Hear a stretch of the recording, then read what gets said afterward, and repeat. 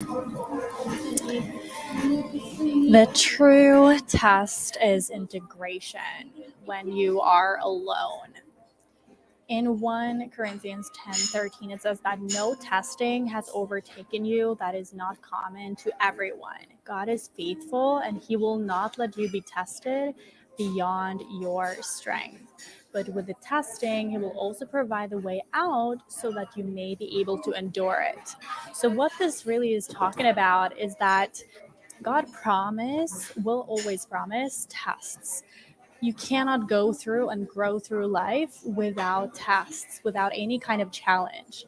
But what we are encouraged to do through the word and through this connection to God is to persevere, is to build endurance. And we build endurance through the challenges that we are involved in and through the different heartbreaks that we endure, through the different challenges that we come up against. And it's really when we come up against these challenges that our faith is being tested. That is when we actually are able to see what we're made of. We're able to see the kind of faith that we have, the kind of strength that we have. Because that strength is not going to come forward, is not going to show itself if everything is just butterflies all over. And the reason that I wanted to talk on this right now and why this was put on my heart was because I just had a conversation with a friend of mine sitting here in the cafe, and we were talking about how we both went through clinical psychology a little bit and we basically decided to do different paths. So she decided to continue onwards throughout that study path, and I decided to stop and pursue entrepreneurship and coaching, and then now going down the path of faith and Christianity, right? Good morning, us, my dear loved one.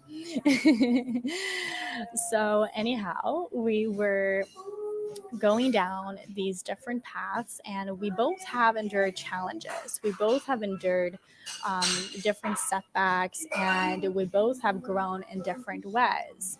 And so there will always be tests no matter which path you go down, no matter which path you choose, or where God puts you on, what kind of path God puts you on, right? So it is promised, regardless of which path you go down, that you will be tested and you will have an opportunity to see what you're made of, what kind of strength you have. Yeah. So it shouldn't be like the purpose of life shouldn't be to grow through life without any kind of struggles whatsoever. It should be to be able to come to understand ourselves even better, to come to understand what we're made of. And she shared with me basically how she had some kind of challenges where she believed in something and that her belief got challenged by external circumstances and systems and rules and regulations and what you can say and what you cannot say, right? And likewise for me, the way that I'm doing right now too, I also speak about things that aren't necessarily as common as a public opinion. But when God puts something on your heart, you need to know that you are serving a God that is greater than the world. That even though that the world and people made of flesh and blood keep saying something to you and says that something is wrong or you shouldn't do that or this and this and this, have this and this opinion, it's so crucial to recognize who you're serving. And I keep coming back to this again and again and again. And this is the true test. It's integrating that which you have come to understand. It's integrating what you know. It's integrating what you read. It's integrating what you study. It's integrating the convictions that you have into your daily life, into your contribution, into your work, into how you're serving. Because there's no good in just knowing, like having knowledge. There's no good in just going down this intellectual path and learning plenty of things and reading plenty of things if we don't actually apply it in our life or apply it when we come up against a challenge. It's so crucial to take what we learn and then apply it. There's no good in knowing and learning that you're good enough if you don't put yourself in a situation where you actually come to have that sink into your heart and you know that you're good enough, regardless of the external circumstances, regardless of whether you are the only one that believes something and knows something or not, right?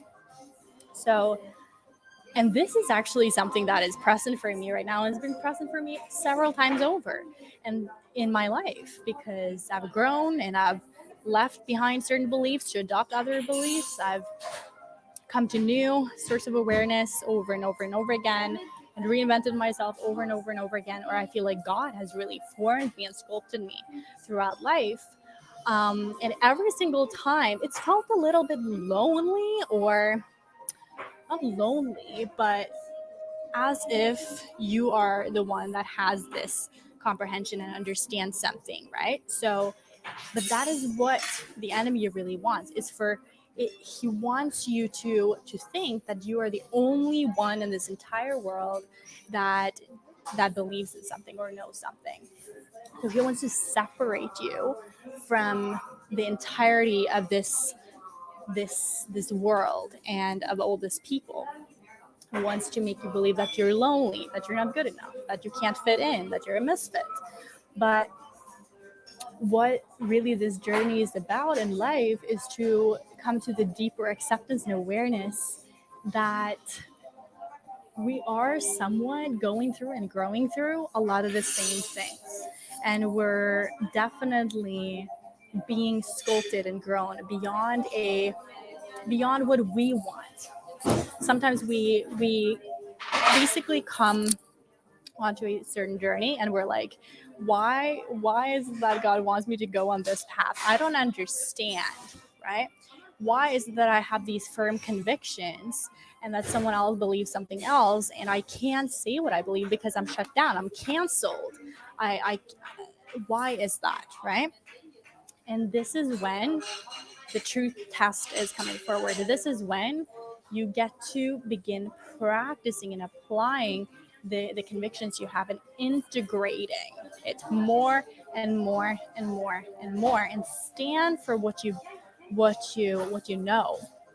See? And of course being open and hearing other people, um, but still being able to have a sort of anchor, a sort of knowing, a sort of root system that you can stand for. This is what the world needs more than ever in a confused world, in this confused world. So think about it this way, right? Like, I came from Tulum, where New Age spirituality practices are being practiced all the time. I came there practicing that. I was sort of like defaulting to grow into that network, grow into those neighborhoods, grow into being in those circles. And it felt normal. I felt accepted. I felt this and that. But it comes a point in time when you are part of those circles or part of those groups, and you if the groups work well, they actually have you grow and evolve into something beyond that circle. Mm-hmm. And it comes a point when you get to choose, just like in a hero's journey, what you want to do next, where you'd like to go next, what you'd like to speak on next. And it might come to a point where you evolve out of that circle and you evolve out of that country, you evolve out of that mentality, you evolve out of something into something else. And that is called a transition phase. It's a liminal space, just like in an airport. In an airport, you're not fully, where you were, and you're not fully where you're going. You're in between. It's like in an elevator, you're going from one level to another, and you're kind of like awkward in between, just like in an elevator. Sometimes you might know the feeling. And that's kind of how we need to see life. Most of life is really just waiting seasons. We're in waiting seasons where we're not fully grasping what reality is and who we are and what we stand for, because we're evolving our perspective. this is really where the test is at. Are you able to stand in the storm? Are you able to go into the wilderness?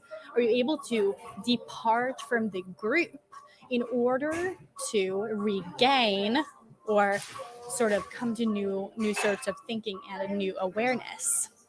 That's the test. Just like when Jesus left for 40 days out and went on his own.